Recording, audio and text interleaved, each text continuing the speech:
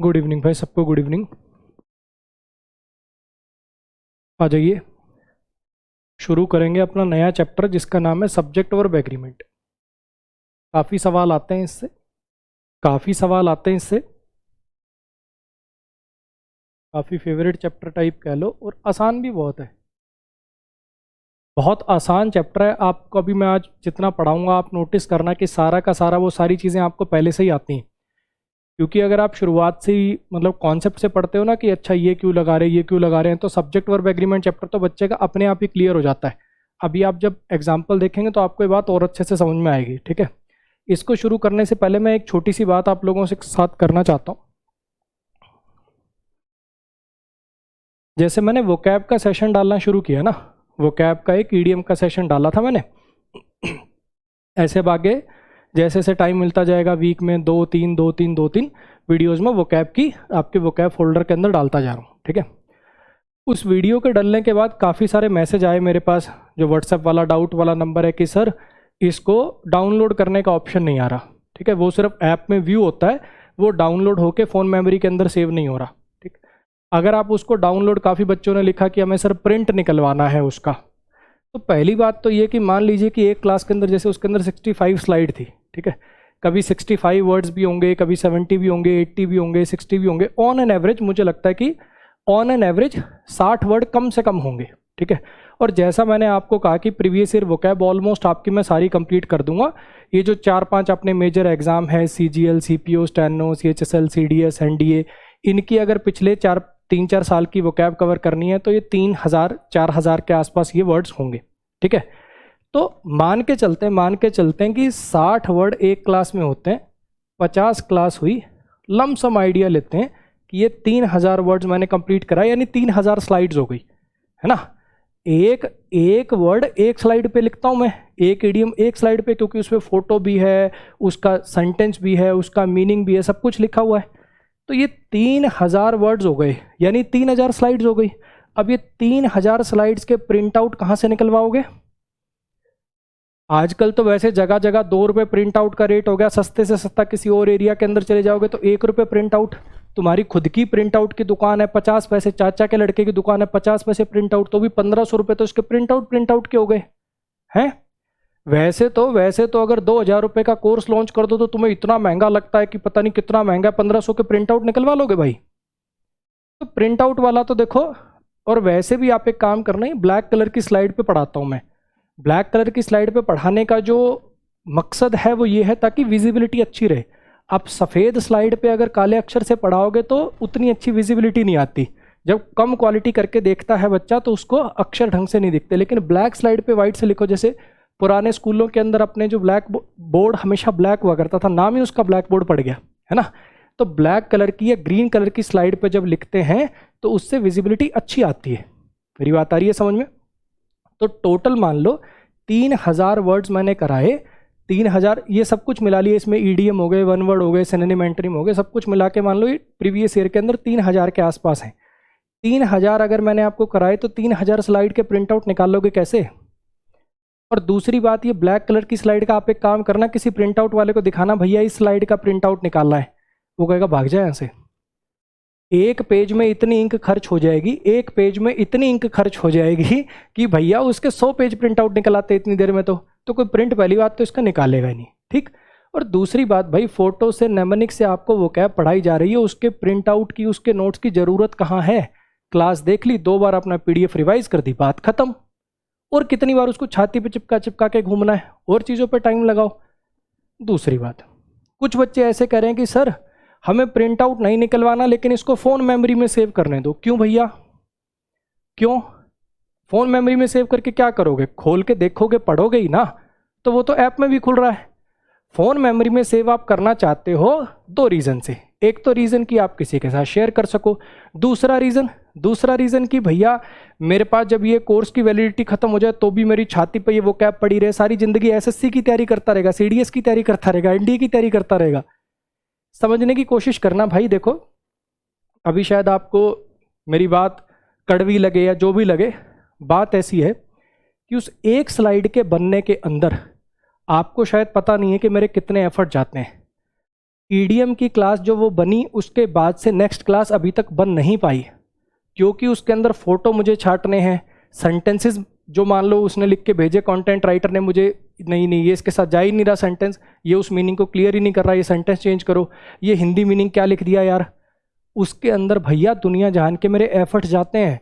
अगर मैं उसकी शेयरिंग ऑन कर दूंगा, आपके फ़ोन में वो डाउनलोड होने लग जाएगी, तो वो ऐसे बटेगी। मेरे पास ऐसा कोई सॉफ्टवेयर नहीं है कि आपकी फ़ोन मेमोरी में जाने के बाद मैं उसकी शेयरिंग को रोक दूं। तो फिर बच्चे कहेंगे सर हमने तो पेड कोर्स लिया था, वहाँ पे तो उनके पास वो पीडीएफ पहुँच गई, फिर फ़ायदा क्या हुआ, और ये है वो है। आपका भी लॉस होगा और साथ में मेरा जो इंटेलेक्चुअल प्रॉपर्टी का लॉस होगा वो तो होगा ही।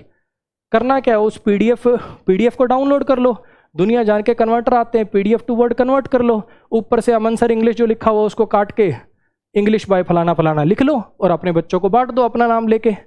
और ये बहुत बार मेरे साथ हो चुका है भाई। वो फोटो छांटने में, वो नेमोनिक्स बनाने में मेरा बहुत 3-4 घंटे एक क्लास की फोटो छांटने में लग जाते हैं मुझे। तो मेरे उसमें बहुत एफर्ट्स लगते हैं भाई, मैं उसकी डाउनलोड ऑप्शन नहीं दे सकता, समझिए आप उस बात को। बहुत मेहनत से बनी हुई चीज़ है यार वो। चलो शायद आपको समझ में आ जाए अब मैं क्या बोलूँ, ठीक है। और दूसरा, अगर आपको और कहीं पे अपने लेक्चर्स, अपनी पीडीएफ XYZ किसी भी सोर्स पे अगर आपको कहीं नज़र आती हैं, तो उसका खाली लिंक भेज दिया करिए इस नंबर पे। ये जो नंबर आपको नीचे दिख रहा है इस पे व्हाट्सएप कर दिया करिए कि सर आपका ये कंटेंट यहाँ पे ये बंदा डाल रहा है। कोई भी सोर्स हो, ठीक है, कोई भी प्लेटफॉर्म हो, कोई भी सोर्स हो, उसका खाली लिंक शेयर कर दिया करो, 24 से 48 घंटे के अंदर वो ब्लॉक हो जाएगा, ठीक। चलो जी, तो बात ऐसी है भैया, इतने अच्छे फोटोज़ और नेमोनिक से आपको वो कैब पढ़ाई जाएगी कि आपको ना तो उसके कोई नोट्स की ज़रूरत है, ना उसके कोई प्रिंट आउट की ज़रूरत है। उस पीडीएफ को खाली आपको 2 बार व्यू करना है बस। क्लास लगा ली, 20 दिन बाद एक बार, फिर अगले 20 दिन बाद एक बार, 2 बार उस पीडीएफ को खाली व्यू कर देना तुम्हें सारे के सारे वर्ड याद हो जाएंगे, मेरा बात है। क्लियर हो गई इतनी बात? आ जाइए, अब शुरुआत करते हैं सब्जेक्ट वर्ब एग्रीमेंट की। क्लियर हुई इतनी बात? आ जाइए करते हैं शुरुआत। एक बार ये ना 2 सेंटेंसेस हैं, ये 2 सेंटेंसेस एक बार इनको तोड़ के देखो।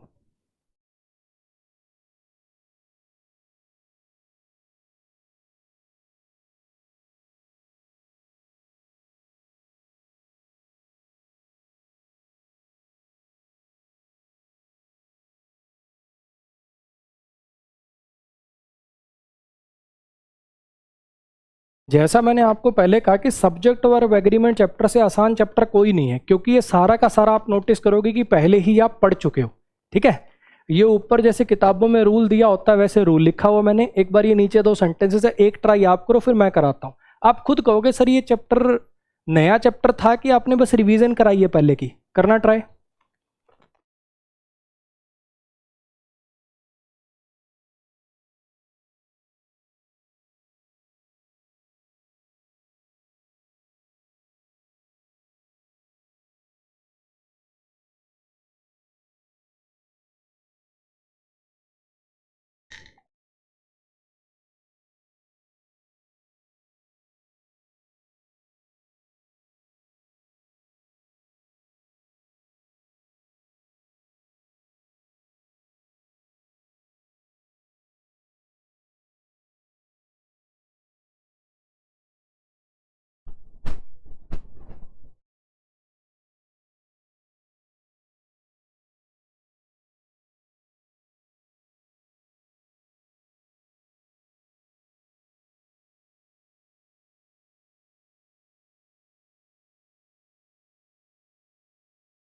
हाँ जी, देख लिया।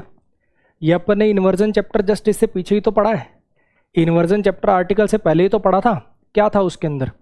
अगर एक सेंटेंस जो है शुरू होता है एडवर्ब प्लेस से तो कंप्लीट इन्वर्जन लगेगा, यानी वर्ब सब्जेक्ट से पहले आ जाएगी। इस सेंटेंस को देखना, उत्तरी भारत की उत्तरी सीमा के अलोंग, यानी उसके साथ साथ, भारत की उत्तरी सीमा के साथ साथ लोकेटेड है द माइटी हिमालयस, हाँ कि ना। अब यहाँ पे जरा समझने की कोशिश करो तो अलोंग क्या है? प्रीपोजिशन है। अच्छा, फ्रंटियर क्या है? उत्तरी सीमा, तो ये फ्रंटियर क्या हो गया? इसका ऑब्जेक्ट हो गया। नॉर्दर्न क्या हो गया? इसके लिए एडजेक्टिव हो गया और प्रीपोजिशन है। इंडिया इस प्रीपोजिशन का ऑब्जेक्ट हो गया। अगर आप देख पा रहे हो तो ये जो पूरा पोर्शन है ये जो यहाँ से पूरा का पूरा पोर्शन है ये एडवर्ब ऑफ प्लेस की तरह से काम कर रहा है, हाँ कि ना। आप एडवर्बियल फ्रेज भी कह सकते हो, मैं इसको एडवर्बियल फ्रेज ऑफ प्लेस लिख देता हूँ। ये पूरा का पूरा portion adverbial phrase of place के जैसा काम कर रहा है, यस और नो? बोलिए, एडवर्बियल फ्रेज ऑफ प्लेस काम कर रहा है, यस और नो? अब यहाँ पे जरा समझने की कोशिश करना कि फिर सब्जेक्ट कौन है। भारत की उत्तरी सीमा के साथ साथ लोकेटेड क्या है? लोकेटेड है माइटी हिमालयस, है ना। माइटी मतलब साइज में बहुत बड़ा। अब ये हिमालयस जो है ये किसी एक पर्वत का नाम नहीं है। माउंट एवरेस्ट एक पर्वत का नाम है ना। ऐसे ही K2 पर्वत का नाम है, ऐसी नंदा देवी एक पर्वत का नाम है। यहाँ पे हिमालयस पूरी पर्वत श्रेणी की बात हो रही है, माउंटेन रेंज की बात हो रही है। तो माइटी हिमालयस ये कैसी वर्ब लेता है अपने साथ? प्लूरल वर्ब लेता है। तो यहाँ पे इज लोकेटेड नहीं, आपको आर लोकेटेड लिखना पड़ेगा। समझ में आई बात? ऐसी इसको देखो, उन डेंजरस क्रिमिनल्स के बीच में बैठी थी वो एक डरी हुई लड़की। मान लो बाकी सब क्रिमिनल है, उन्होंने किडनैप कर रखा है। अब वो फिरौती वाले टाइम पे पैसे देने के लिए बुलाया तो पुलिस वाला देख के कह रहा है उन खतरनाक क्रिमिनल्स के बीच में बैठी थी एक डरी हुई लड़की। अब यहाँ पे अगर आप देख पा रहे हो तो अमंग प्रीपोजिशन है, दोज आपका डेमोन्स्ट्रेटिव एडजेक्टिव है, क्रिमिनल्स आपका प्रीपोजिशन का ऑब्जेक्ट है, डेंजरस क्वालिटेटिव एडजेक्टिव हो गया। हाँ जी। अब यहाँ पे ये जो पूरा का पूरा पोर्शन है, ये जो पूरा का पूरा पोर्शन है, ये भी एडवर्बियल फ्रेज ऑफ प्लेस हो गया, यस और नो? बोलो, ये भी ऊपर वाले की तरह एडवर्बियल फ्रेज ऑफ प्लेस हो गया। तो यानी सब्जेक्ट कौन बना? जैसे यहाँ पे जो सब्जेक्ट है वो हिमालयस है, ऐसे यहाँ पे सब्जेक्ट कौन बना? गर्ल बना। तो फिर वर्ब कैसी लगानी पड़ेगी? सिंगुलर लगानी पड़ेगी, यहाँ पे वॉज करना पड़ेगा, यस और नो? अब मुझे बताओ, ये कोई नई बात पढ़ी कि आपने ये बात पहले आप इन्वर्जन में पढ़ चुके हो? ये आपके लिए कोई नई बात है कि ये बात पहले आप इन्वर्जन के अंदर पढ़ चुके हो? ये तो पहले पढ़ चुके थे अपन इन्वर्जन के अंदर। इन्वर्जन के अंदर आपको एक सेंटेंस लिखवा के दिखाया था ना, मैंने कहा था ये ऐसे ऐसे सब्जेक्ट वर्ब एग्रीमेंट में भी कराऊंगा। ये वही तो बात है। क्लियर होगी इतनी बात? चलो जी, आ जाइए जरा। Use objective case of pronouns. ये रूल कुछ याद आ रहा है? ये कुछ रूल याद आ रहा है? पहले एक ट्राई, हर एक जितनी स्लाइड आएंगी ना आज, सारा का सारा आप पहले पढ़ चुके हो। जितनी स्लाइड आएंगी सारा का सारा आप पहले पढ़ चुके हो। आप हर एक स्लाइड से पहले 30-40 सेकंड में आपको दूंगा, पहले आप अपने आप देख लो, याद करो कौन से चैप्टर में क्या पढ़ाया था, फिर मैं कराऊंगा। करना ट्राई।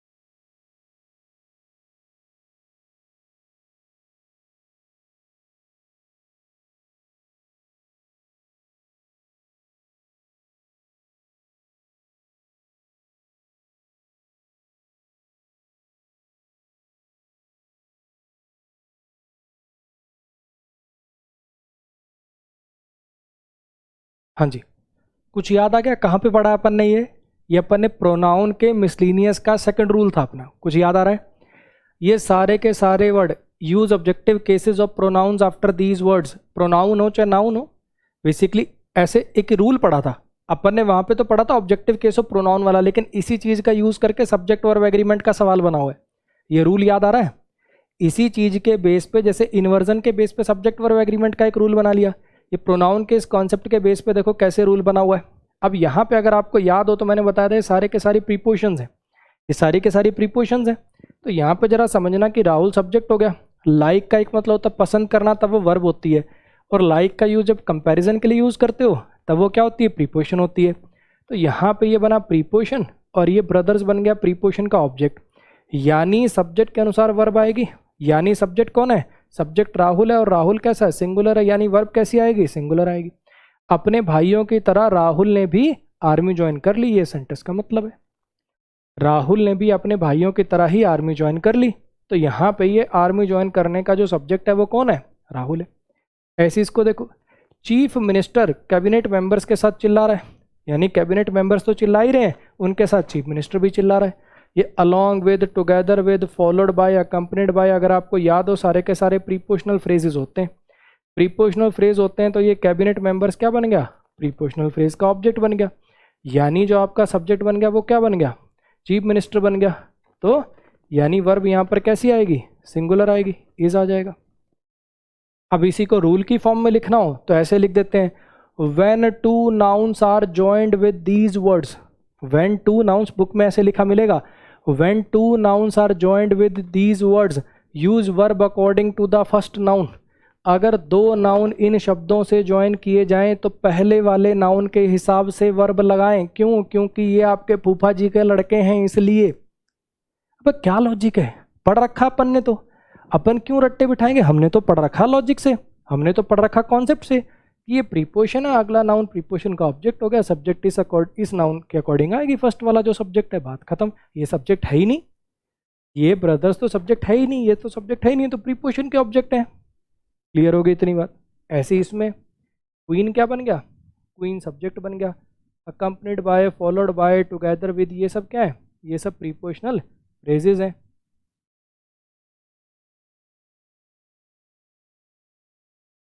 प्रीपोजिशनल फ्रेज के बाद आने वाला नाउन या प्रोनाउन क्या बनेगा, प्रीपोजिशन का ऑब्जेक्ट बनेगा।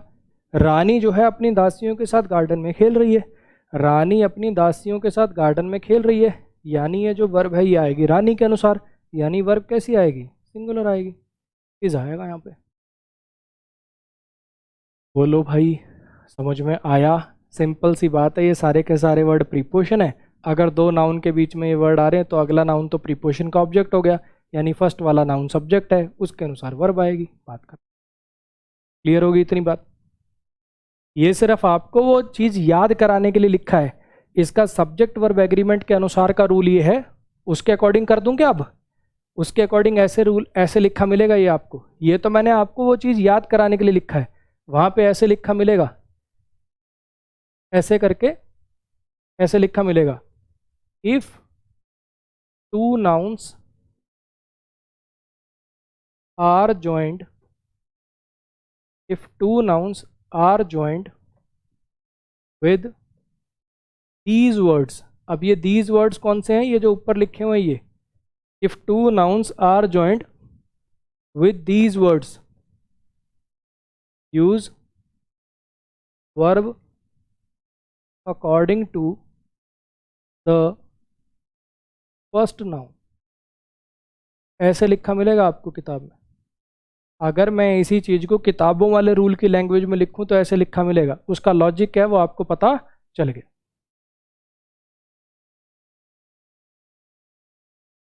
चलो जी, इस पे आ जाइए, एक बार इसको देखना जरा।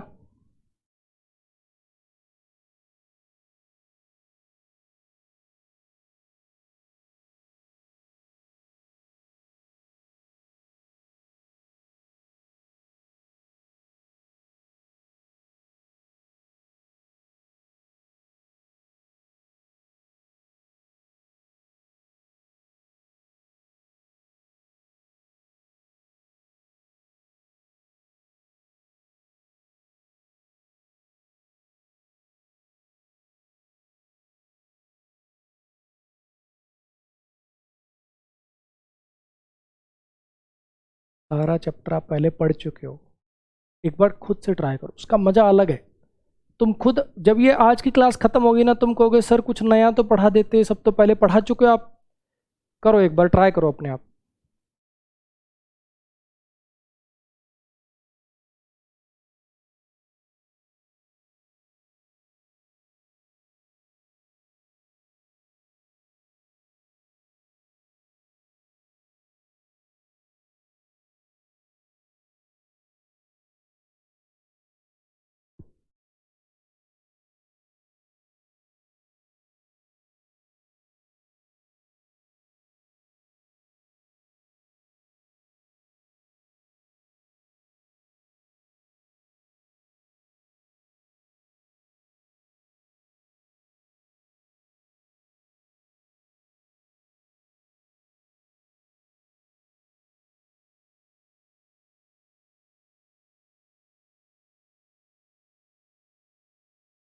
हाँ जी, कुछ याद है नाउन चैप्टर के अंदर पढ़ा था, इन नाउन के लास्ट में एस आ रहा है, इन नाउन के लास्ट में एस आ रहा है तो बच्चा सोचेगा कि प्लूरल है लेकिन ये सिंगुलर होते हैं। कुछ याद आया?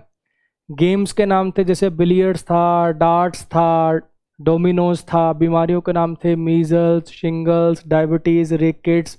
कुछ याद आया? सब्जेक्ट के नाम थे मैथमेटिक्स, फिजिक्स, इकोनॉमिक्स, ये सब वही वाली बात है। होता क्या है कि अगर अगर मान लीजिए कोई प्रॉपर नाउन यूज कर रखा है, जैसे यहाँ पे थ्री इडियट्स यूज कर रखा है। हालांकि पेपर में एक चीज ये आपके लिए हिंट की तरह से काम करेगी कि कैपिटल होगा उसका वर्ड। ये एक अच्छा हिंट होगा आपके लिए कि जो वर्ड है वो कैपिटल होगा। हालांकि सेंटेंस के शुरुआत के तो सारे ही वर्ड्स कैपिटल होते हैं, कई बार कैपिटल करके हिंट देगा। और ऐसे नोवल ओवल के नाम के लिए तो ऐसे कॉमास भी आ सकते हैं, इन्वर्टेड कॉमा टाइप के भी आपको देखने को मिल सकते हैं।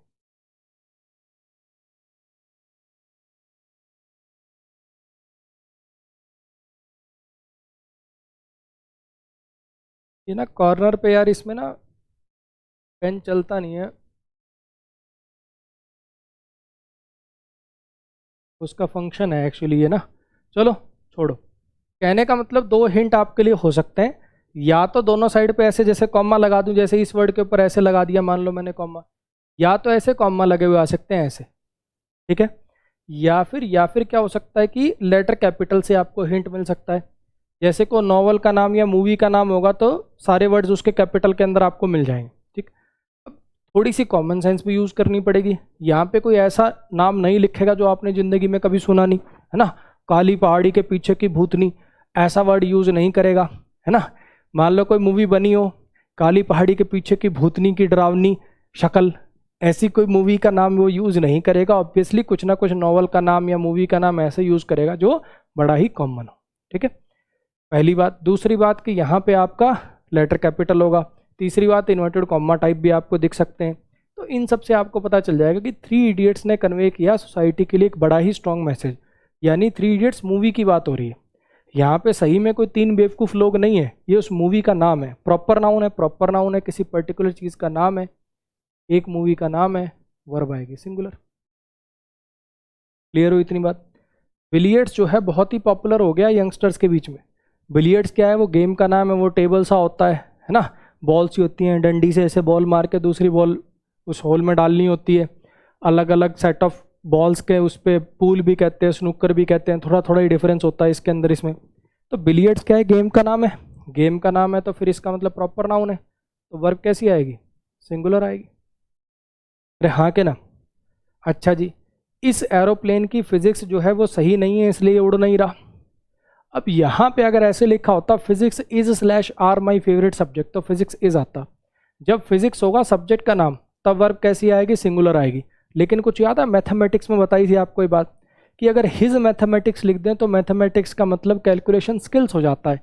सेम ऐसे इस सेंटेंस के अंदर क्या फिजिक्स सब्जेक्ट के नाम की तरह से यूज हो रहा है कि यहाँ पे फिजिक्स का मतलब है इसकी हाइट, ब्रेड्थ, लेंथ, ये सब। यहाँ पे इसका मतलब है एरोडायनेमिक्स, इसकी लंबाई चौड़ाई। यहाँ पे फिजिक्स सब्जेक्ट का नाम नहीं है, ये कह रहा है इस प्लेन की फिजिक्स ठीक नहीं है, यानी इसकी ऊंचाई, लंबाई, चौड़ाई, ये सब चीज़ें, इसके जो एरोडायनेमिक्स हैं। यहाँ पे फिजिक्स का मतलब है इसके एरोडायनेमिक्स। हाँ जी, इसकी ऊंचाई, चौड़ाई, लंबाई, प्रेशर वगैरह, एंगल वगैरह, वो सब ठीक नहीं है। तो यहाँ पे फिजिक्स के साथ वर्ब कैसी आएगी? प्लूरल आएगी। यहाँ पे ये कोई प्रॉपर नाउन नहीं है। स्टार मार्क करके लिखेंगे, यहाँ फिजिक्स सब्जेक्ट का नाम नहीं है। यहाँ पे फिजिक्स जो है not a name of subject hair.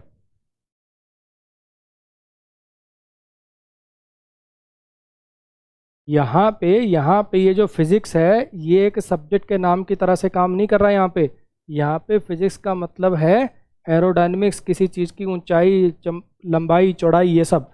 तो अगर ये प्रॉपर नाउन नहीं है, ऊंचाई, लंबाई, चौड़ाई, एंगल वगैरह इन सबको रेफर कर रहा, तो वर्ब प्लूरल आ जाएगी।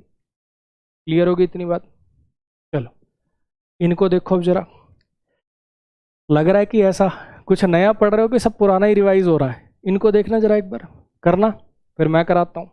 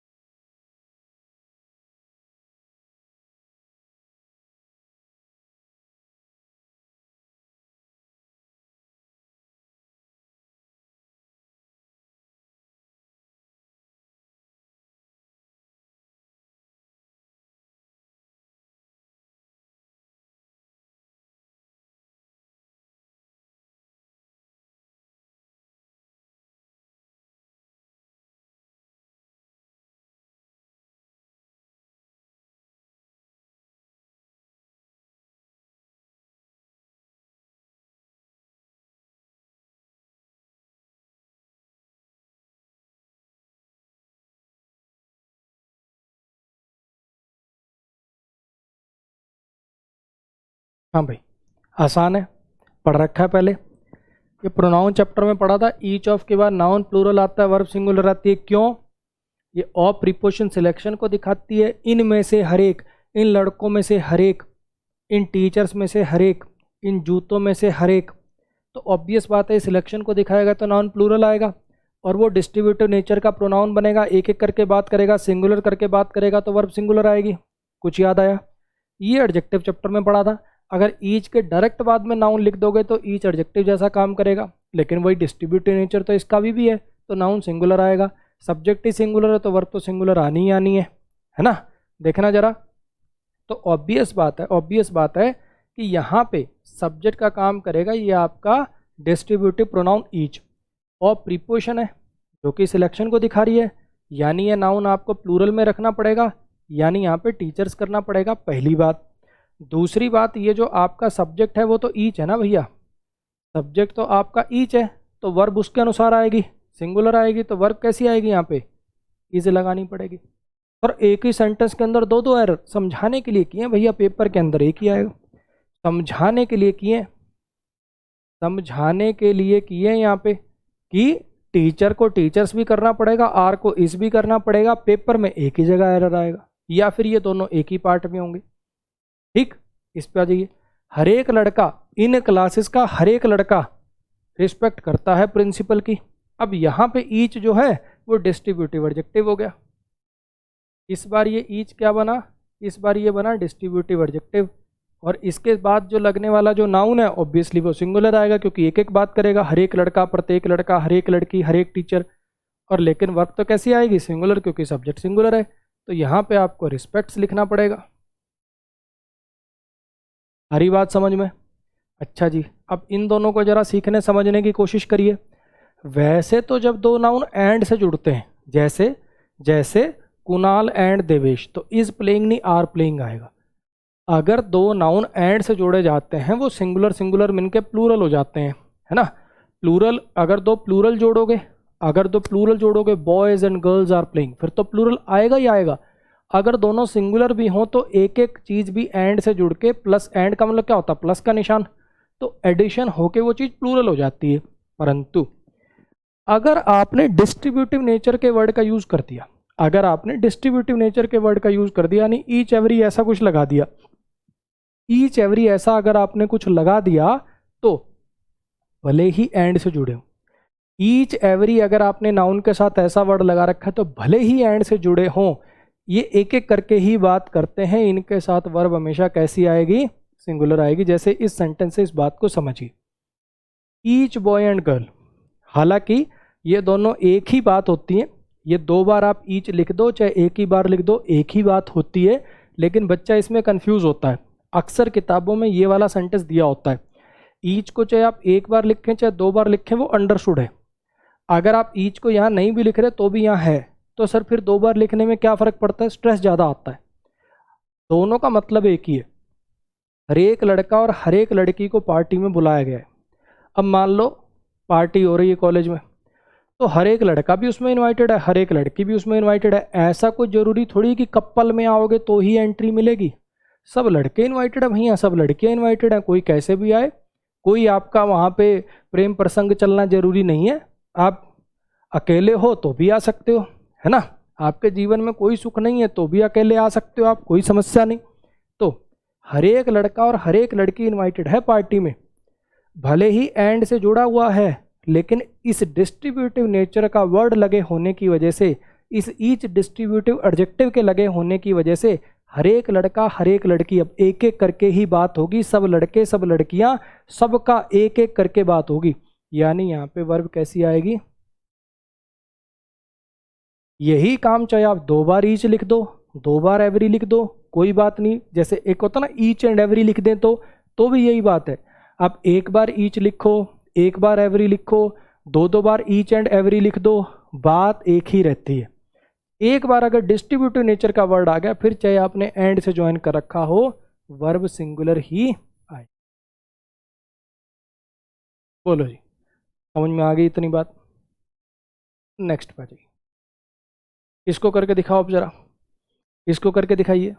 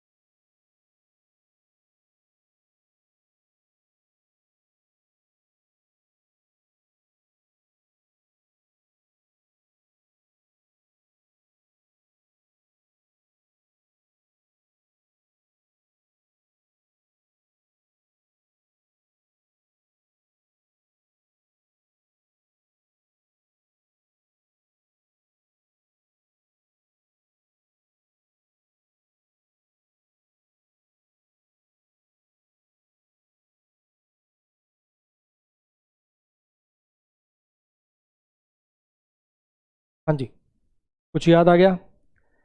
वही बात है, ऐसे भी सेंटेंस कर रखे अपन ने, वन ऑफ के बाद नाउन प्लूरल आएगा, वर्ब सिंगुलर आएगी। क्यों यार? ये ऑफ प्रीपोजिशन सिलेक्शन को दिखाती है। लड़कों में से एक, इन सब स्टूडेंट्स में से एक, इन सब बिल्डिंग्स में से एक।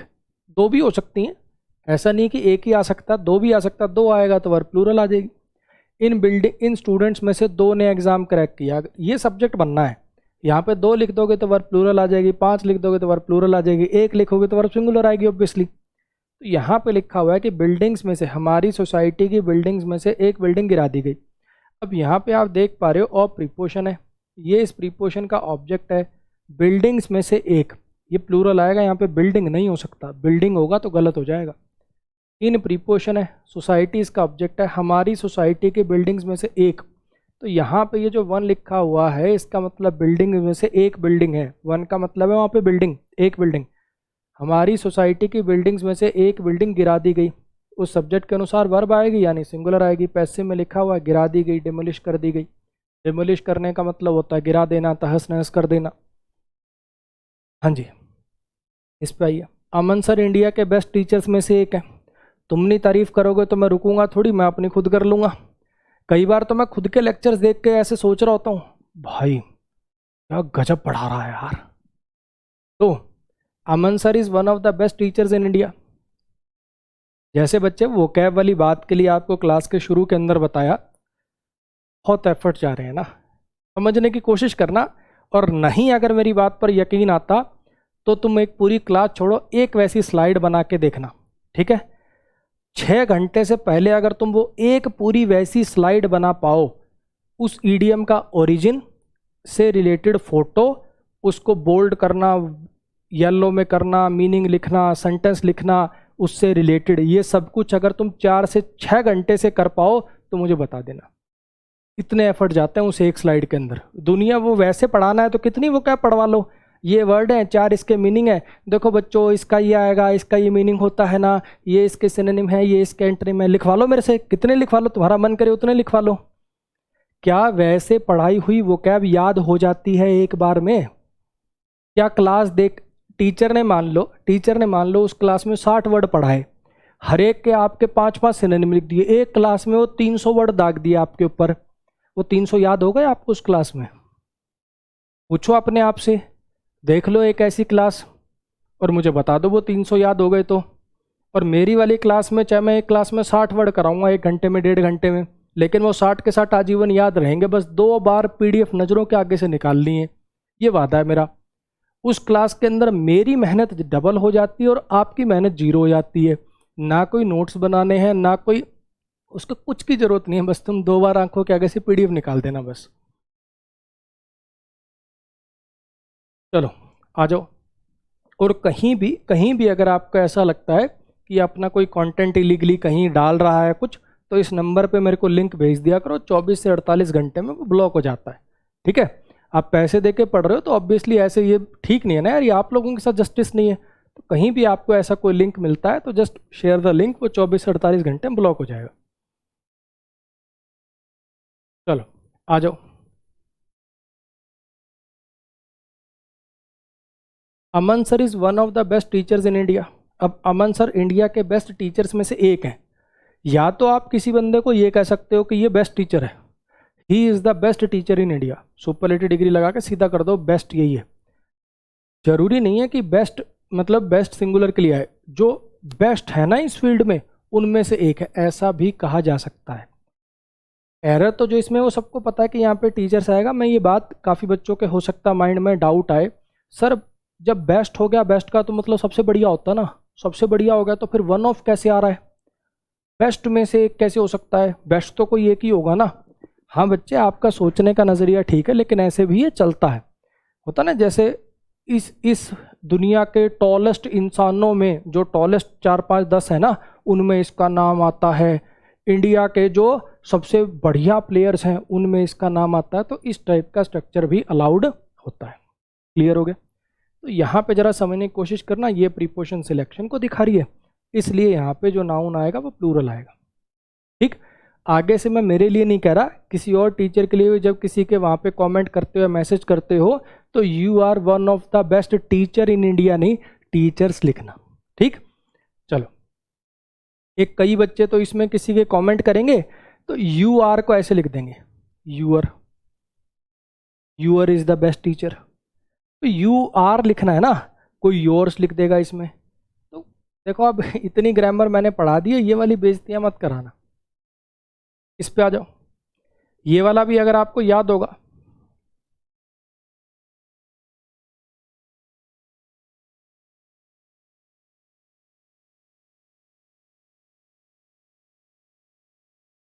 ये वाला भी याद होगा, एडजेक्टिव चैप्टर में पढ़ाया था।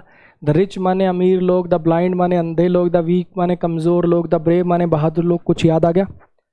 तो द ब्लाइंड अंधे लोग बड़ी ही डिफिकल्ट ज़िंदगी जीते हैं। द ब्लाइंड माने अंधे लोग, द रिच माने अमीर लोग। कुछ याद आ गया? द प्लस एडजेक्टिव के बाद अगर नाउन ना लिखा हो तो समझ जाना ये खुद ही नाउन बन रहा है ना। तो ये द ब्लाइंड जो है ये कॉमन प्लूरल नाउन बना रहा है। द ब्लाइंड यहाँ पर सब्जेक्ट है और ये नाउन की तरह से एक्ट करेगा, इसका मतलब सब अंधे लोग हो गया। तो वर्ब यहाँ पर कैसी आएगी? सिंगुलर वर्ब आएगी। हाँ जी, ये सारी बातें आप पहले पढ़ चुके हो। सब्जेक्ट वर्ब एग्रीमेंट कुछ नहीं होता। सब्जेक्ट वर्ब एग्रीमेंट अगर ढंग से कॉन्सेप्चुअल चीज़ों से पढ़ा हो तो सिर्फ रिवीजन होता और कुछ नहीं है ये। अब ये वाला जो सेंटेंस है ये बिल्कुल पीछे वाले जैसा है। जो पीछे पढ़ा ना कि आप ईच यहाँ पे एक बार लिख दो तो यहाँ पे भी अंडरस्टूड होता है। अगर दो नाउन आपने एंड से जोड़े, दो नाउन आपने एंड से जोड़े और पहले वाले के साथ कोई एडजेक्टिव लगा दिया तो वो दोनों जगह अंडरस्टूड माना जाएगा। तो इसका मतलब है कोई ऐसा पक्षी नहीं है, कोई ऐसा बर्ड नहीं है, कोई ऐसा पक्षी नहीं है, कोई ऐसा बर्ड नहीं है जो पानी के बिना जी सकता हो। कोई ऐसा पक्षी नहीं है, कोई ऐसा एनिमल नहीं है जो पानी के बिना जी सकता हो। तो यहाँ पे सब्जेक्ट कैसा हो गया आपका? ज़ीरो हो गया। सब्जेक्ट कैसा हो गया? ज़ीरो हो गया।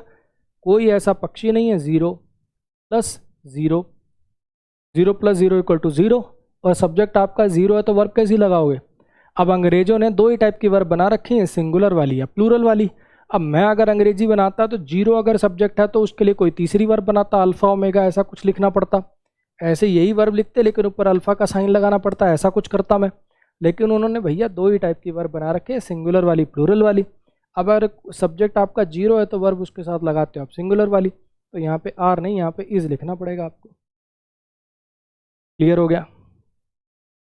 ये लास्ट वाले सेंटेंस को तोड़ के दिखाना एक बार, थोड़ी सी रिवीजन हो जाएगी इसको तोड़ना। चलो मैं ही तोड़ देता हूँ जल्दी से। ये सब्जेक्ट है, ये कंजंक्शन है, ये भी सब्जेक्ट है, नो लग गया, ये एडजेक्टिव के जैसा काम करता है ये जो नो है। अब यहाँ पे इज आपका लिंकिंग वर्ब बनेगा, एबल आपका एडजेक्टिव बनेगा जो सब्जेक्ट कॉम्प्लीमेंट जैसा काम करेगा। ये टू लिव जो इन्फिनेटिव है ये एडवर्ब के जैसा काम करेगा क्योंकि एबल के लिए able to dance, he is not able to dance, I am ready to go. कुछ याद आ रहा है? अगर ये वर्ब से वाई का रिप्लाई हो वो तो एक्शन वर्ब पे बात होती है।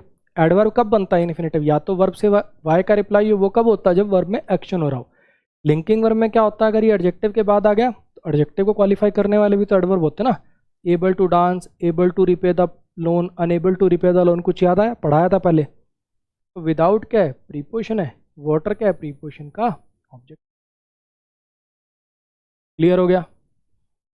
हाँ जी। वन ऑफ के बाद नाउन प्लूरल आएगा, वर्ब सिंगुलर आएगी। द प्लस एडजेक्टिव अगर सब्जेक्ट की तरह से काम करे, द प्लस एडजेक्टिव अगर सब्जेक्ट की तरह से काम करे तो वर्ब कैसी आ जाएगी? कुछ गलत लिख दिया मैंने, प्लूरल आएगी यहाँ पे। ये टाइपिंग एरर है भाई, प्लूरल आएगी यहाँ, प्लूरल। प्लूरल लिखना था यहाँ पे।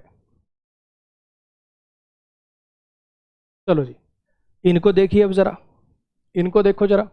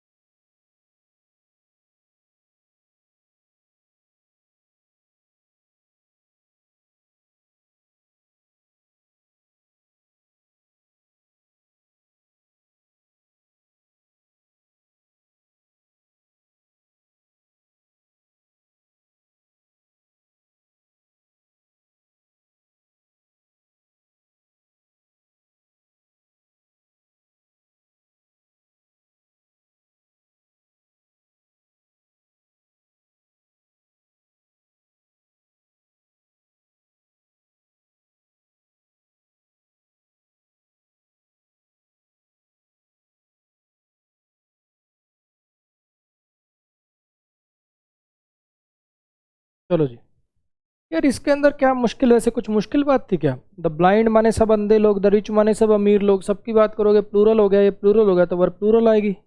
इसमें ये पहले पढ़ चुके हो आप एडजेक्टिव चैप्टर में, याद करो थोड़ा सा। लिव्स सिंगुलर है, लिव प्लूरल है।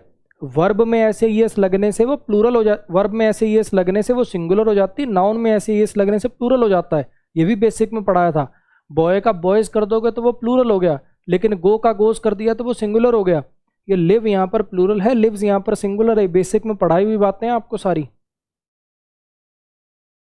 ये आपने खरगोश और कछुए की कहानी के नीचे शीर्षक में उसमें देखा होगा, सीख में, मॉरल में, मॉरल ऑफ द स्टोरी क्या होता है? Slow and steady wins the race. तो यहाँ पे जरा समझने की कोशिश करना। ये जो स्लो शब्द है ये एक एडजेक्टिव होता है, ठीक है, ये एंड कंजंक्शन है, और ये स्टडी भी एडजेक्टिव होता है। ये आपकी वर्ब है और ये इसका ऑब्जेक्ट है। अब यहाँ पर ये दो एडजेक्टिव जोड़े जा रहे हैं, हाँ कि ना? अब जरा समझना, एडजेक्टिव तो सब्जेक्ट होते नहीं, एडजेक्टिव तो सब्जेक्ट होते नहीं। एक्चुअली यहाँ पे ये जो वर्ड लिखे ना, स्लो एंड स्टडी, ये किसी पर्सन को रेफर करे कि एक ऐसा व्यक्ति जो स्लो और स्टडी हो। एक ऐसा व्यक्ति जो स्लो और स्टडी हो वो रेस जीतता है। ये असलियत लिखे यहाँ पर ये सब्जेक्ट की पोजीशन पे होंगे, लेकिन असलियत में ये सब्जेक्ट नहीं है। ये दोनों मिलकर किसी एक को रेफर कर रहे हैं। ये स्लो और स्टडी को दो अलग अलग लोग हैं कि एक ही चीज़ को रेफर कर रहे हैं? स्लो और स्टडी ये किसी दो अलग अलग चीज़ों की क्वालिटी है, ये किसी एक ही पर्सन की, एक ही चीज़ की क्वालिटी की बात हो रही है। तो कॉम्प्लीमेंट्री क्वालिटीज़ हुई ना, यानी ये भी होना चाहिए, ये भी होना चाहिए। तो एक ही चीज़ को रेफर कर रहे हैं, तो ऑब्वियस बात है कि वर्ब सिंगुलर आएगी। तो यहाँ पे क्या आएगा? विंस आएगा। क्लियर हुआ?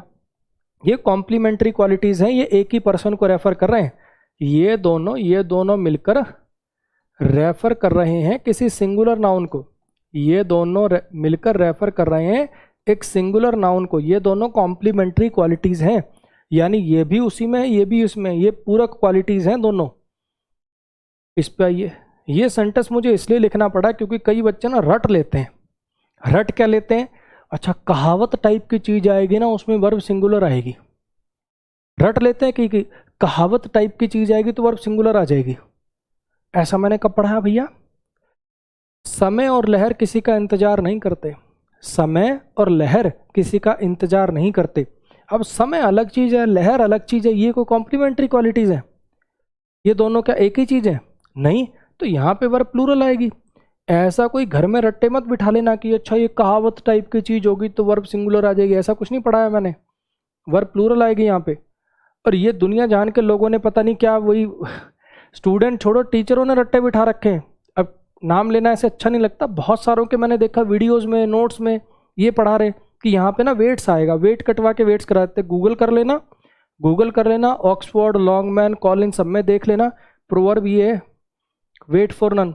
ये दोनों अलग अलग चीज़ें भैया, वर्ब प्लूरल आएगी। इसको देखो जरा, ये कोई कॉम्प्लीमेंट्री चीज़ें नहीं है, ये दोनों अलग अलग हैं। ब्रेड और बटर मेरा फेवरेट ब्रेकफास्ट है। ब्रेड और बटर कैसे खाते हो? पहले ब्रेड खा लेते हो, लगभग आधे घंटे बाद 2 चम्मच मक्खन खा लेते हो, ऐसे खाते हो। ब्रेड को थोड़ा तवे पे सेक के या तो मक्खन में ही सेक लेते हो, नहीं तो ब्रेड को थोड़ा सेका, उसके ऊपर मक्खन लिया, ऐसे लगाया और फिर खाते हैं, हाँ के ना? तो ब्रेड के ऊपर मक्खन जब लग गया तो वो एक ही चीज़ होगी ना। अब वो कोई अलग अलग चीज़ तो हुई नहीं, वो तो एक ही आइटम बन गया। तो ये कॉम्प्लीमेंट्री फूड आइटम हो गए, ये कॉम्प्लीमेंट्री फूड आइटम हो गए। वर्ब आएगी सिंगुलर। राजमा चावल इज़ माई फेवरेट लंच। वैसा तो करोगे नहीं, 5 कटोरी चावल खा लिए, फिर बाद में 1 गिलास भरकर रायते का पी गए, उसका राजमा का पी गए, ऐसा तो है नहीं ना। राजमा में चावल मिला के खाओगे। राजमा चावल, छोले पूरी, छोले भटूरे, ये एक आइटम माने जाएंगे कि 2 माने जाएंगे? जो इकट्ठे खाए जाते हैं वो एक आइटम माने जाएंगे। क्लियर हुई इतनी बात? अब ये जो कॉम्प्लीमेंट्री फूड आइटम है, घर से मत बना लेना। कहीं तुम चाय में आइसक्रीम मिला के खाते हो तो सर टी एंड आइसक्रीम क्या होगा, ऐसे मत करना।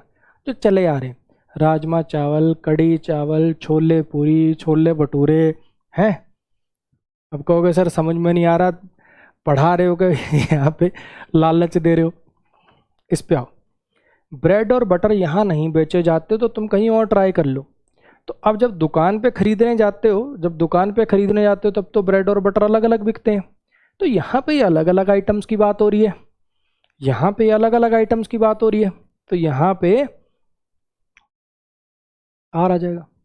ऐसी एक प्रीवियस ईयर का एरर काफी जगह देखने को मिलता है, वो घोड़ा बग्गी होती है ना, हॉर्स एंड कैरेज, घोड़ा और बग्गी। अगर भैया मैं कहूँ घोड़ा बग्गी आपका इंतजार कर रही है, तो ऐसे तो होगा नहीं, घोड़ा अलग खड़ा होगा बग्गी अलग खड़ी होगी, तब तो वर्ब सिंगुलर आएगी। खरीदने जाओगे तो घोड़ा अलग मार्केट से लाओगे, बग्गी अलग मार्केट से लाओगे, तब वर्ब प्लूरल आएगी। क्लियर हुआ?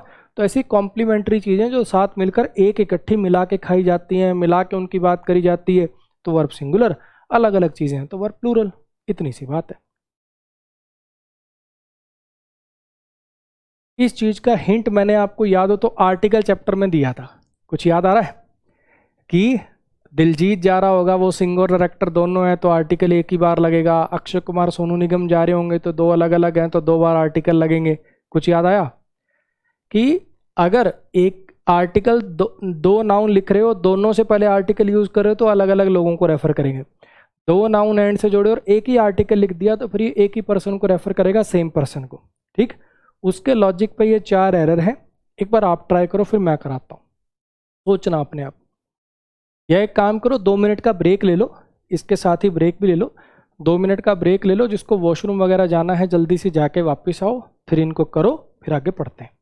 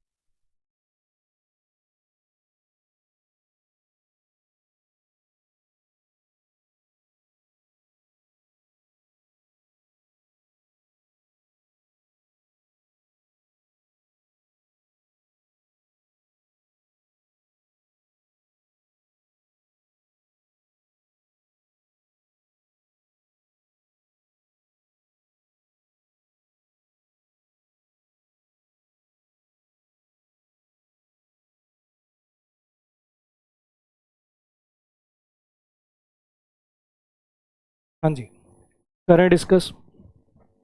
आइए, अगर मैं फर्स्ट वाले की बात करूं तो यहाँ पे हमें जो ए पार्ट है इसमें एक्टर और सिंगर दोनों से पहले आर्टिकल लगा हुआ है, यानी जो ए पार्ट है ये इशारा कर रहा है कि दो लोग हैं। ए पार्ट है वो इशारा कर रहा है कि दो लोग हैं। ये जो बी पार्ट है यहाँ पे वर्ब सिंगुलर लगी हुई है, ये इशारा कर रहा है कि एक ही आदमी है। ठीक है, अच्छा ये देयर प्रोजेक्ट, ये वाला देयर लगा होना ये इशारा कर रहा है कि दो लोग हैं। हाँ कि ना। अब मान लो मैं अगर ऐसे करना चाहूँ कि एक ही आदमी की बात करना चाहूँ तो उसके लिए तो मुझे दा भी काटना पड़ेगा, देयर काट के हिज भी करना पड़ेगा। दो पार्ट में एरर तो कर नहीं पाएंगे। और वैसे भी लेफ्ट को बेस मान के राइट में करेक्शन कह लो या सब्जेक्ट के आधार पर वर्ब लगाना कह लो, दोनों बातें चीख चीख कर इशारा कर रही हैं कि और कोई सोल्यूशन नहीं है, यहाँ पर हैज़ काट के हैव करना चाहिए। क्लियर हो गया। ऐसे नीचे वाले सेंटेंस में आओ। अब ये जो ए पार्ट है इसमें दोनों जगह आर्टिकल है, ये कह रहा है दो बंदे हैं। बी पार्ट के अंदर वर्ब सिंगुलर है, ये कह रहा है कि एक ही आदमी है। ठीक, ये यहाँ पे टाइपिंग एरर है, फ्रॉम हो जाएगा ये। अब यहाँ पे जो हिज है, हिज से पता चल रहा है कि एक ही बंदा है। अब मान लो मैं इस सेंटेंस के अंदर इसके बेस पे यहाँ पे हैव कर भी दूं, तो ये गलत रह जाएगा, दो पार्ट में एरर करना पड़ेगा। सर आप पहले भी तो करते हो एक सेंटेंस में दो एरर, वो समझाने के लिए करता हूँ ना यार। यहाँ तो प्रॉपर मैंने A B C D part बना के पेपर की तरह दे रखा है, ये जानबूझ के दिया ना। यहाँ तो एक ही पार्ट में एरर हो पाएगा। ये जो ए बी सी डी पूरे पार्ट में डिवाइड करके दिया वो आपको कुछ बात समझाने के लिए दिया है कि ए पार्ट में दो जगह आर्टिकल है, तो ये रेफर कर रहा है कि दो अलग अलग बंदे हैं, ये रेफर कर रहा है एक ही बंदा है, हिस्से पता चला एक ही बंदा है। तो यहाँ पे अब मेरे पास कोई चारा नहीं है इस द को उड़ाने के सिवाय, और कोई चारा नहीं है। समझ में आई बात। ऐसे अगर इसकी बात करें तो इसके अंदर पहला पार्ट जो है उसके अंदर दोनों जगह आर्टिकल है, कह रहा दो बंदे है, साइंड से पता चल रहा एक ही बंदा है। अच्छा, और डील विद टी सीरीज के साथ दो लोग भी एक डील साइन कर सकते हैं, एक बंदा भी एक डील साइन कर सकता है। तो इससे कुछ पता नहीं चल रहा, ये पार्ट जो है कुछ इशारा नहीं कर रहा कि एक आदमी है कि दो आदमी है। अब मेरे पास दो चॉइस है, या तो मैं यहाँ से दा उड़ा दूँ, एक आदमी हो जाएगा, वर्ब सिंगुलर हो जाएगी, या मैं हैज़ काट के हैव कर दूं। अब यहाँ पे काम करेंगी वो बातें कि लेफ्ट को बेस मान के राइट में करेक्शन करेंगे, या सब्जेक्ट के आधार पर वर्ब को चेंज करना प्रेफर किया जाता है बजाय कि वर्ब के अकॉर्डिंग सब्जेक्ट को चेंज कर देना। तो यहाँ पे अपन हैज़ काट के हैव करेंगे। बोलो जी, क्लियर हुआ। फिर से देख लीजिए मैंने क्या पढ़ाया। अगर दोनों जगह आर्टिकल है तो ये रेफर कर रहा है ए पार्ट के दो बंदे, वर्ब सिंगुलर लगी हुई थी, ये रेफर कर रहा है एक बंदा है, देयर से पता चला कि दो हैं, तो कुछ चारा ही नहीं, फिर तो वर्ब भी प्लूरल करनी, सोचना ही नहीं है। ए पार्ट कह रहा है दो बंदे हैं, ये पार्ट कह रहा है एक ही बंदा है, ये पार्ट कह रहा है, यहाँ पे भी कोई चारा नहीं है, वर्ब सब्जेक्ट को ही सिंगुलर करना पड़ेगा और कोई ऑप्शन ही नहीं है, वरना ये पार्ट गलत हो जाएगा। ऐसे इस सेंटेंस की बात करें तो यहाँ पे सी पार्ट तो कुछ बोल ही नहीं रहा। अब यहाँ पे द उड़ा दूँ तो भी ठीक हो जाएगा, हैव कर दूं तो भी ठीक हो जाएगा। यहाँ पे सोचना पड़ेगा कि लेफ्ट को बेस मान के राइट में करेक्शन करेंगे, सब्जेक्ट के अनुसार वर्ब में करेक्शन करेंगे, वर्ब के अनुसार सब्जेक्ट थोड़ी चेंज कर देंगे। मान लो ऐसे लिखा हुआ है a boy has stolen your book, ऐसे करके। अब मान लो हैज़ की जगह यहाँ पे हैव लिखा होता, अ बॉय हैव स्टोलन, तो हैव काट के हैज़ करते कि इसके बेस पे जबरदस्ती का 2 बॉयज 3 बॉयज करते। वर्ब के अनुसार सब्जेक्ट को चेंज करोगे कि सब्जेक्ट के अनुसार वर्ब को, तो ऑब्वियस बात है ना, सब्जेक्ट के अनुसार वर्ब को। अब कहोगे सर सब्जेक्ट के अनुसार वर्ब को यहाँ तो नहीं किया आपने, यहाँ ये था ना यार, यहाँ पे कर ही नहीं सकते थे, यहाँ पे तीसरी एक और हिंट दे रखी है ना, यहाँ नहीं होगा सब्जेक्ट के अनुसार वर्ब। यहाँ ऐसा मत सोचना कि वर्ब के अनुसार सब्जेक्ट को मैंने चेंज कर लिया ना, पूरे सेंटेंस के अनुसार। मैंने देखा वर्ब भी सिंगुलर है, आगे हिज भी लगा हुआ है, सारी बातें सोच के मैंने इस निष्कर्ष पर पहुंचा हूं कि यहाँ से द हटाने के सिवाय और कोई चारा नहीं। क्लियर हुई इतनी बात। चलो जी, ये वाले दोनों सेंटेंसेस को ब्रेक करके दिखाइए। पढ़ रखा है पहले आपने, सब कुछ पढ़ रखा है, कुछ भी नया नहीं है। इन दोनों को ब्रेक करके दिखाना।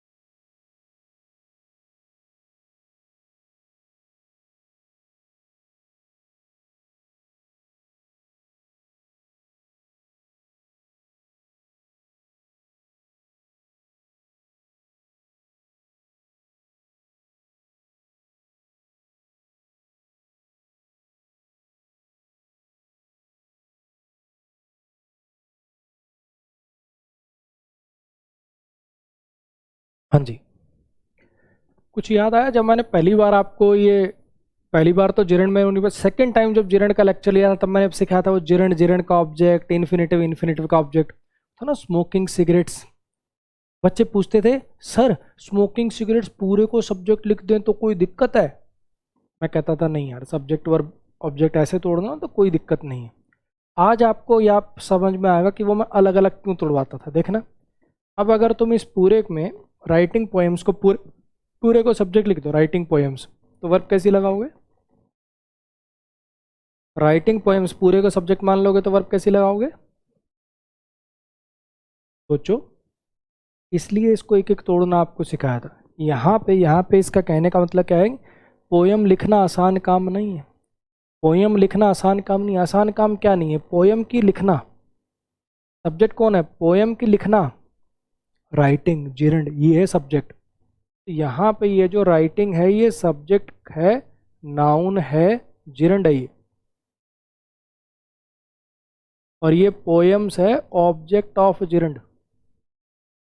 आर बनेगा आपका लिंकिंग वर्ब, ये जो टास्क है ये बनेगा आपका नाउन, सब्जेक्ट कॉम्प्लीमेंट, इजी बनेगा आपका एडजेक्टिव, और ये नॉट हो गया इसके लिए एडवर्ब। पोयम लिखना आसान काम नहीं है, इसलिए तुम इसको डिस्करेज मत करो।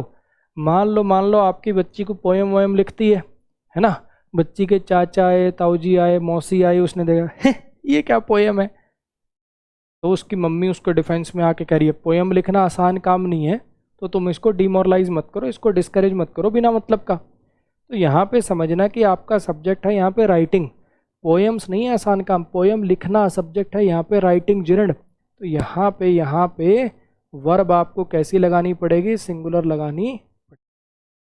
ऑब्वियसली जिरंड सब्जेक्ट है, एक्शन सब्जेक्ट है, वर्ब सिंगुलर आएगी, राइटिंग्स तो होगा नहीं।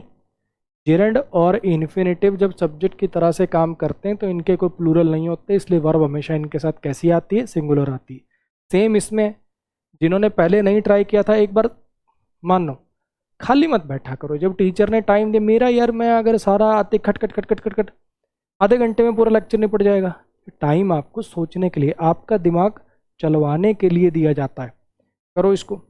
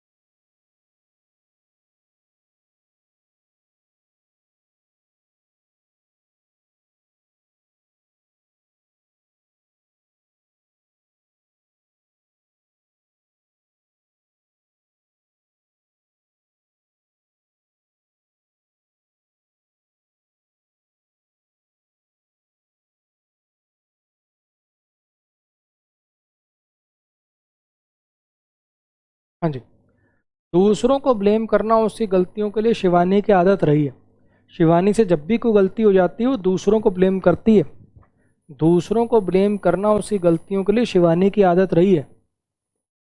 सब्जेक्ट क्या है? To blame. To blame noun है, सब्जेक्ट है, इन्फिनेटिव है। अदर्स क्या है? Object of infinitive. और प्रीपोजिशन है, मिस्टेक्स इसका ऑब्जेक्ट है, हर पॉजेसिव एडजेक्टिव है। हैव बीन, अब यहाँ पे ये हैव हेल्पिंग वर्ब बनेगा, बीन मेन वर्ब बनेगा, लिंकिंग वर्ब बनेगा।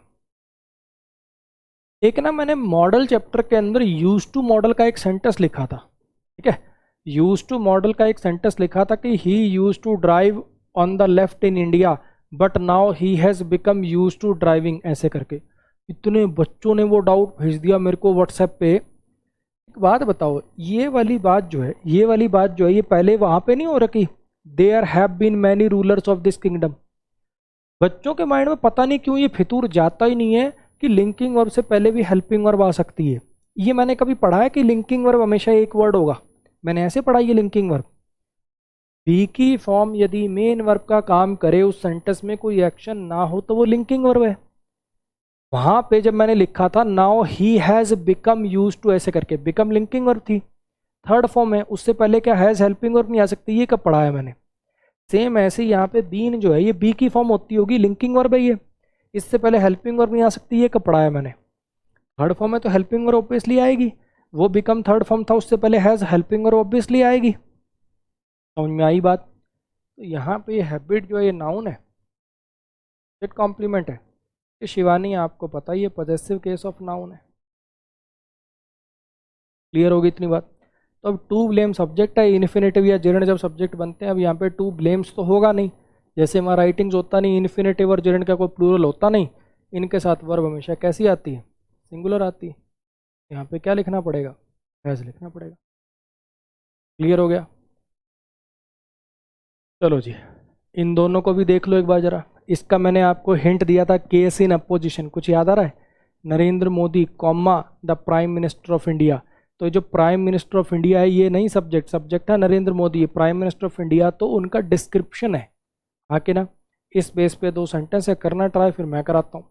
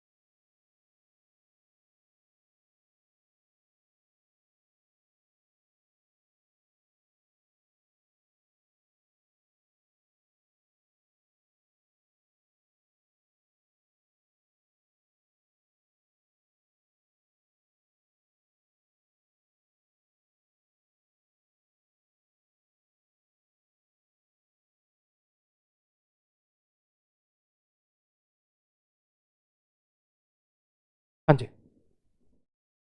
मैं मोहन कुमार, मैं मोहन कुमार जिम्मेदार हूँ इन सब परेशानियों के लिए, इन सब प्रॉब्लम्स के लिए। यहाँ पे ये जो आई है ना भाई, ये है सब्जेक्ट, ये आई काम करेगा सब्जेक्ट के जैसा। सब्जेक्ट कौन बनेगा इसमें, सब्जेक्ट बनेगा ये आई।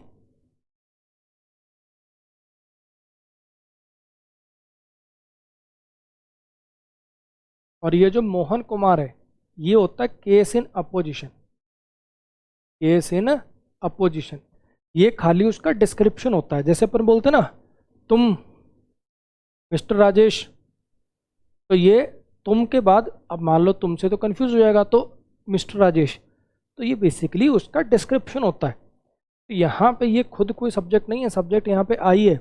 चाहे आपको बोलने सुनने में अभी लाख खटपटा लगे, एम आएगा यहाँ पे, क्योंकि सब्जेक्ट रियल सब्जेक्ट आई है, ये तो खाली उसका डिस्क्रिप्शन है। ऐसे यहाँ पे तुम अजय वर्मा सिलेक्ट हुए हो इस पोस्ट के लिए, तुम सिलेक्ट किए गए हो हमारे द्वारा इस पोस्ट के लिए, तो यहाँ पे ये जो यू है ये है असली सब्जेक्ट, असली सब्जेक्ट है ये यू, और ये जो अजय वर्मा है ये है केस इन अपोजिशन। ये कोई खुद जैसे पॉजेसिव, जैसे वो राहुल्स नहीं है, राहुल्स हाउस, तो राहुल्स जो अपोस्ट्रोफी एस वाला जो नाउन होता है वो खुद कभी सब्जेक्ट ऑब्जेक्ट थोड़ी बनता है। सेम बात यहाँ पे, ये खाली डिस्क्रिप्शन होते हैं, ये खाली डिस्क्रिप्शन होते हैं, ये खुद रियल सब्जेक्ट नहीं बनते। रियल सब्जेक्ट है ये, और ये जो कॉमा से पहले लिखा होता है, जरूरी नहीं प्रोनाउन हो, नाउन भी होते हैं।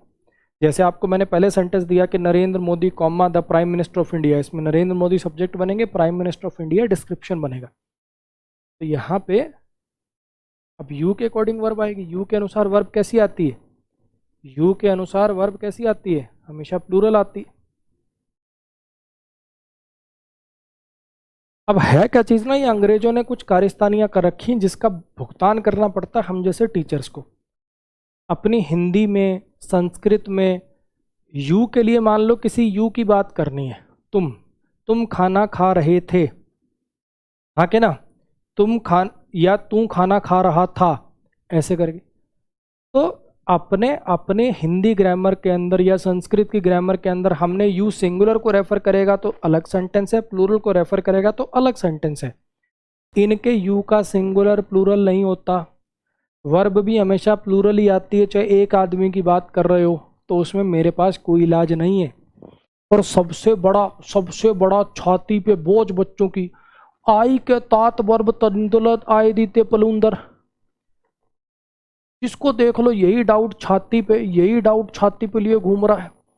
आई के साथ वर्ब सिंगुलर आएगी कि प्लूरल, कोरा पे छान रहा है, दुनिया जहान के यूट्यूब पे वीडियो देख रहा है। इसका लॉजिक तुम वो चैट जीपीटी पीपीटी पे टाइप करके देख लो, पता क्या लॉजिक देंगे। ये जो हैव होता ना, हैव ना सिंगुलर भी माना जा सकता है, प्लूरल भी माना जा सकता है। अगर इसको दे के साथ लगाएं, वी के साथ लगाएं, तब तो ये प्लूरल होता है, आई के साथ लगाएं तो सिंगुलर होता है। जब यही रट्टा बिठाना है, जब तुम यही रट्टा बिठाने को तैयार हो, तो इससे अच्छा यही ना रट लो कि आई के साथ किसी टेंस में वर्ब सिंगुलर आती है, किसी में प्लूरल आती है। आई वॉज सिंगिंग ना कि आई वर सिंगिंग, लेकिन आई हैव डन दिस ना कि आई हैज डन दिस। कोई लॉजिक नहीं है इसका। दुनिया जहान का कूड़ा भरा पड़ा है यूट्यूब पे, चैट जीपीटी, सब जगह। आई के साथ कब सिंगुलर आएगी, कब प्लूरल आएगी, रटना पड़ेगा, और कोई चारा नहीं है। ठीक है। और ये दूसरी तीसरी क्लास के बच्चों को भी पता होता है, सेंटेंस देखते पता चल जाता है। आई हैज़ डन दिस नहीं, आई हैव डन दिस आएगा। I was watching A movie आएगा, ना कि आई वर वॉचिंग ए मूवी। समझ में आया। इसको याद करना है, और कोई चारा नहीं है। किसी टेंस में सिंगुलर आती है, किसी में प्लूरल आती है। अब I am responsible, I was responsible, I have done this, इसमें प्लूरल आ गई आई के साथ। और इसकी लॉजिक पे चले जाओ, पढ़ लो, कहीं से पढ़ लो, उसमें पता क्या लिखा रहेगा। आई के साथ जब हैव लगाया जाता है तो हैव सिंगुलर होती है। क्यों? आई इसकी मासी की लड़की है, जो अब इसको हैव को मैं सिंगुलर मान लूँ, बाकी सबके साथ इसको प्लूरल मानूंगा, आई के साथ लगाते ही इसे सिंगुलर मानूंगा। तो इससे अच्छा मैं यही ना रट लूँ कि आई के साथ कब सिंगुलर आती है और कब प्लूरल आती है। जब रटना ही है कि आई के बाद जब हैव का प्रयोग होगा तो हैव सिंगुलर मानी जाएगी, उससे अच्छा यही रट लेता हूं। तो भैया कांचे ऐसे पकड़ लो, कांचे ऐसे पकड़ लो, आई के साथ कब सिंगुलर आएगी कब प्लूरल आएगी उसका कोई लॉजिक नहीं, याद करना है। चलो जी, ये रूल कुछ देखा देखा लग रहा है। ये वाला जो रूल है कुछ देखा देखा लग रहा है क्या? Half, most, some, all, 50%, 1/4, plenty of, subject बन के चौड़े होके खड़े हो जाते हैं, पर इनका दीन ईमान कुछ नहीं है। ये सिंगुलर के लिए आए हैं, प्लूरल के लिए आए हैं, मेल के लिए आए हैं, फीमेल के लिए आए हैं, इनको खुद ही नहीं पता। हाफ किसका, सम किसका, ऑल किसका, 50% किसका, उस पर डिपेंडेंट होगा। ये ऑफ के बाद, इस ऑफ के बाद जो नाउन लगाया जाएगा, इस ऑफ के बाद यहाँ पे जो नाउन लगाते हो, ये सारी बातें उस पर डिपेंडेंट हैं कि वो नाउन कैसा है। अगर वो नाउन काउंटेबल है, प्लूरल है तो वर्ब प्लूरल, काउंटेबल है सिंगुलर है तो वर्ब सिंगुलर, अनकाउंटेबल है तो वर्ब सिंगुलर। कुछ याद आया? ऐसा एक बार नाउन चैप्टर में बताया था। सब्जेक्ट 1 हो तो लास्ट में एस नहीं लगेगा, सब्जेक्ट 2 हो गया तो 2/5, 3/4 इसमें एस आएगा। एक ये भी एरर आता ही बताया था, आके ना। इसके बेस पे ये वाली बात प्रोनाउन में पढ़ाई थी, ये वाली बात शायद नाउन या किसी और चैप्टर में पढ़ाई थी। करना है इनको सबको।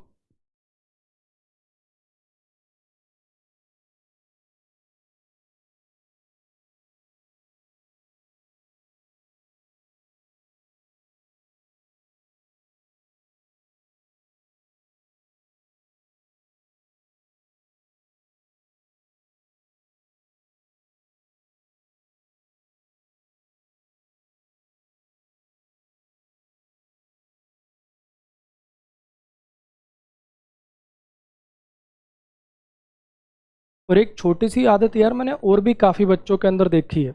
आपको मैंने डाउट के लिए व्हाट्सएप नंबर अपना दे रखा है, तो उसमें 2 चीज़ें ध्यान रखना। एक तो काफ़ी बच्चे क्या है, लेक्चर अभी पूरा देखते नहीं है, लेक्चर भी चला रखा है, कोई बात समझ नहीं आई, खट से डाउट भेज दिया। अरे हो सकता है ना मैंने वो 10 मिनट बाद बताई हो, 2 मिनट बाद बताई हो, एक्सप्लेन करी हो, पहले पूरा लेक्चर देख ले, नोट्स बना ले, तभी डाउट भेजियो भाई। सेंटेंस लिख के, मतलब वो ऐसे सेंटेंस लिख के भेज देंगे क्लास का, भाई उस पूरे लेक्चर को देख, नोट्स बना, फिर डाउट भेज लियो। और दूसरी बात, पूरे लेक्चर के अंदर, जैसा मैंने आपको पहले दिन भी कहा था, आप चाहे रूल के नंबर डाल लो, पूरा मेरा कोर्स देख लो, अगर पूरे कोर्स के अंदर 100 रूल पढ़ाए ना तो 95 आपके लिए मैंने लॉजिकल बना दिए हैं, चाहे कॉन्टेक्स्ट के बेस पे चाहे ग्रामर के बेस पे। 5% याद करने को बोलता हूँ मैं, वो याद करने को जो 5% बोलता हूँ डाउट में टाप देंगे सर इस्ता लौदित है। अरे भाई यही तो याद करने को बोला था। एक बार किसी और से पढ़ के देखो, जब ये सब कुछ रटना पड़ेगा ना, इसके बाद इसका ही प्रयोग होता तब तुम्हें समझ में आएगा। तो जो 4-5% याद करने को कहता हूँ भाई वो मत डाउट में भेज दिया करो। 5% रूल, मुश्किल से मुश्किल 5% रूल टोटल कोर्स के गिन लो, चाहे नंबरिंग डाल लो, मुश्किल से मुश्किल 5% आपको याद करने को कह रहा हूँ, उसमें भी डाउट में टाप देंगे सर इस्ता लौदित है।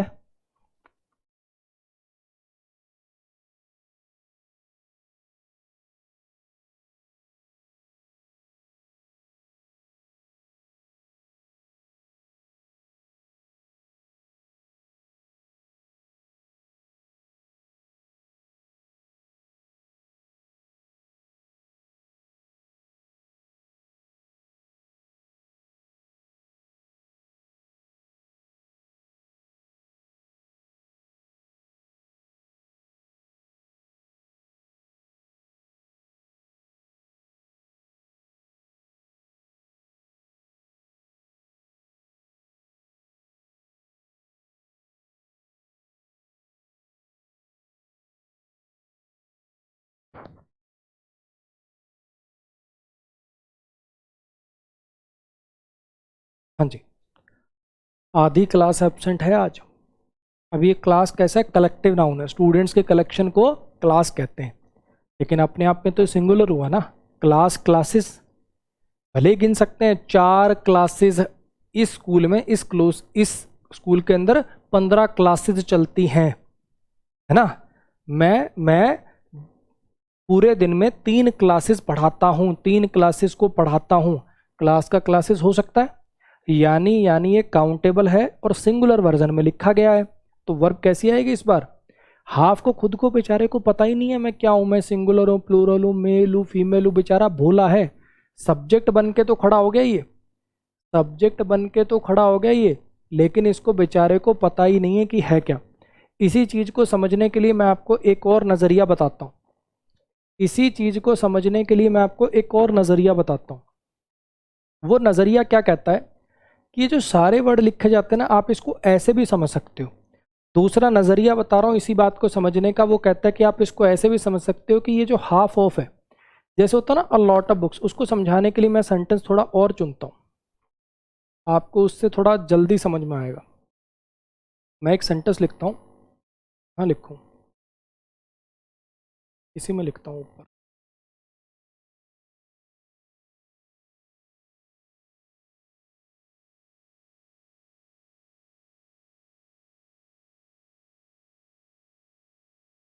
देखो इसी बात को समझने का एक और एंगल भी है, इधर देखना जरा।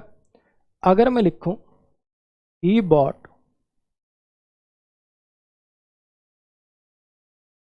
अ लॉट ऑफ बुक्स, ठीक है, उसने खरीदी थी बहुत सारी किताबें, तो इसको कैसे तोड़ेंगे, इसको कैसे तोड़ेंगे, ही सब्जेक्ट हो गया, बॉट वर्ब हो गया, हाँ कि ना। ही सब्जेक्ट है, बॉट वर्ब है, ये तो सबको पता है। अब बॉट वर्ब का ऑब्जेक्ट किसको बनाओगे, लॉट को कि बुक्स को। सर ऐसा लग रहा है उसने बहुत सारी किताबें खरीदी थी, सर ऑब्जेक्ट तो ये बनना चाहिए बुक्स, तो फिर ये अ लॉट ऑफ को क्या बनाओगे, ये जो अ लॉट ऑफ है आप ऐसा समझ सकते हो कि ये पूरा का पूरा क्वांटिटेटिव एडजेक्टिव के जैसा काम कर रहा है, ये पूरा का पूरा क्वांटिटेटिव एडजेक्टिव के जैसा काम कर रहा है, हाँ कि ना। इसको ऐसा समझ सकते हैं ना, he bought a lot of books, he subject है, बॉट वर्ब है, बुक्स ऑब्जेक्ट है, कितनी books, a lot of books, हाँ कि ना।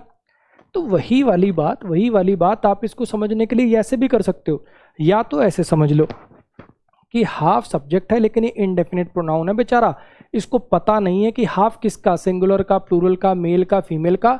तो इसके बेस पे डिफाइन होगा कि क्लास का आधा, तो यानी आधी क्लास मतलब हो गया, स्टूडेंट्स का आधा यानी आधे स्टूडेंट्स मतलब हो गया, मिल्क का आधा यानी आधा मिल्क मतलब हो गया। या तो ऐसा समझ लो कि ऐसा प्रोनाउन है जिसके साथ कब सिंगुलर आएगा कब प्लूरल आएगा इसको पता नहीं, या फिर आप इसको ऐसा भी समझ सकते हो, या तो ऐसा समझ लो कि ये प्रोनाउन है ये प्रीपोजिशन है, ये इसका ऑब्जेक्ट है, और इस नाउन के हिसाब से चीज़ें चलती हैं।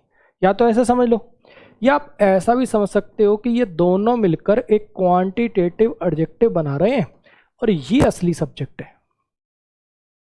दोनों तरीके से समझ सकते हो। आप ऐसे भी समझ सकते हो और ऐसे भी समझ सकते हो, जैसे आपका मन करे। ऐसे समझने से देखो अभी कितनी चीज़ आसान होगी।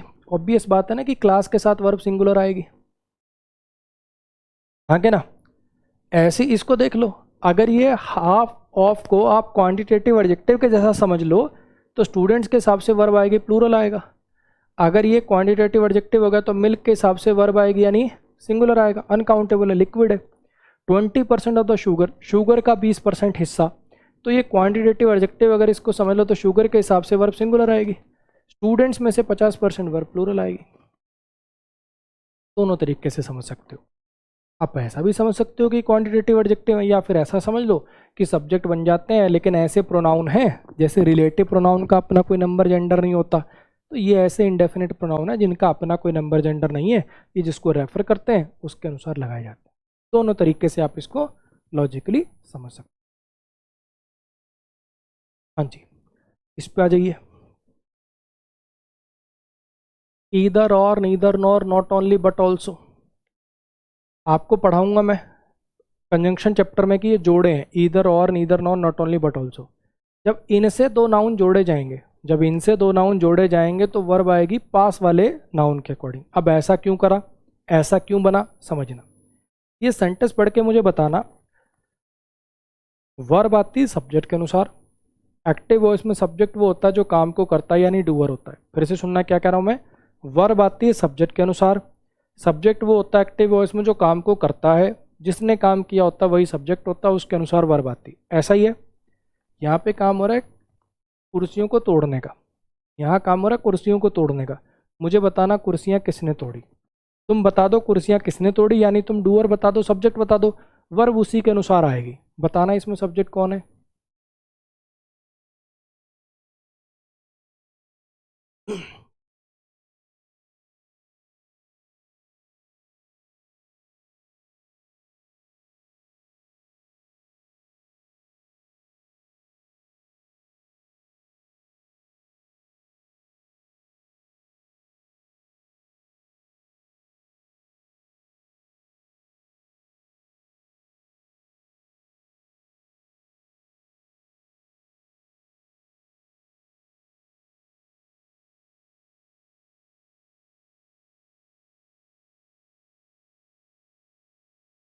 हाँ जी,